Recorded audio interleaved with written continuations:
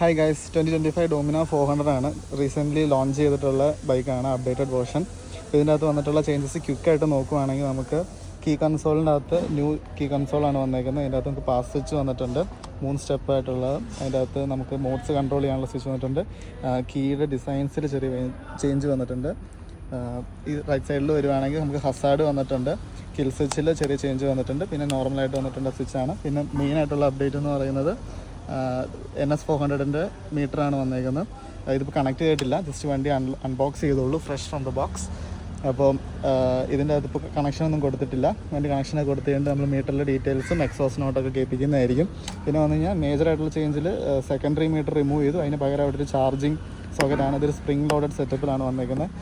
Hopefully water പ്രൂഫാണെന്ന് പ്രതീക്ഷിക്കുന്നു. പിന്നെ E20 എന്നുള്ള ബാഡ്ജ് കാണാം. പിന്നെ ലുക്സിൻ്റെ കാര്യം പറയുകയാണെങ്കിൽ കാര്യമായിട്ട് വേറെ ചേഞ്ചുകളൊന്നും വന്നിട്ടില്ല. വണ്ടി ഓൾറെഡി ടൂറിംഗ് എഡിഷനിൽ വന്നിട്ടുണ്ട്, അതേ ലുക്കിൽ തന്നെയാണ് വന്നിട്ടുള്ളത്. അപ്പോൾ ഡീറ്റെയിൽ ആയിട്ടുള്ളൊരു വീഡിയോ ചാനലിൽ അപ്ലോഡ് ചെയ്തിട്ടുണ്ട്.